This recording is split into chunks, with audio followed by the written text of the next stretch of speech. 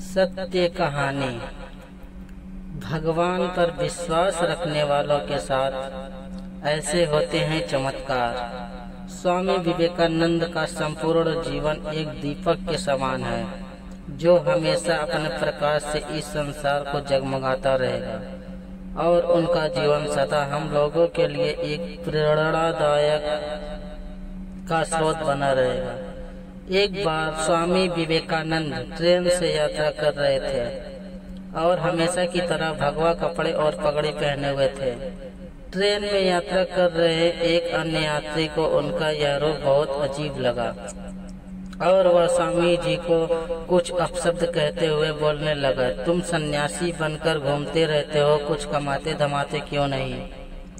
तुम लोग बहुत आलसी हो। लेकिन स्वामी जी दयावान थे, उन्होंने उसकी तरफ बिल्कुल भी ध्यान नहीं दिया और हमेशा की तरह चेहरे पे तेज लिए मुस्कुराते रहे।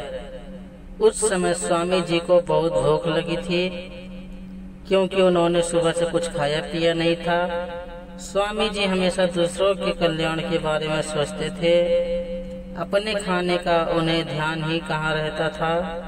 एक तरफ स्वामी जी भूख से व्याकुल थे, वहीं वह दूसरा यात्री उनको अपशब्द और बुरा भला कहने में कोई कमी नहीं छोड़ रहा था। इसी बीच इस स्टेशन आ गया और स्वामी जी और वह यात्री दोनों उतर गए। उस यात्री ने अपने बैग से अपना खाना निकाला और खाने लगा और स्वामी जी से बोला, अगर कुछ कमाते तो तुम भी खा रहे होते। स्वामी जी बिना कुछ बोले चुपचाप थके हारे एक पेड़ के नीचे बैठ गए और बोले, मैं अपने ईश्वर पर विश्वास करता हूँ, जो वह चाहेंगे वही होगा। अचानक ही कहीं से एक आदमी खाना लिए हुए स्वामी जी के पास आया और बोला, क्या आप ही स्वामी विवेकानंद हैं?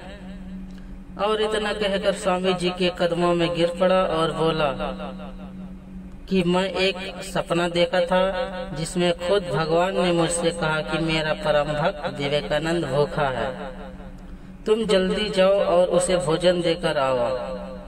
बस इतना सुनाना था कि वह यात्री जो स्वामी जी की आलोचना कर रहा था, भागकर आया और स्वामी जी के कदमों में गिर पड़ा। बोला, महाराज मुझे क्षमा कर दीजिए, मुझसे बहुत बड़ी भूल हो गई। मैंने भगवान को देखा नहीं है, लेकिन आज जो चमत्कार मैंने देखा उसने भगवान में मेरे विश्वास को बहुत ज्यादा बढ़ा दिया है। स्वामी जी ने दया भाव से व्यक्ति को उठाया और गले लगा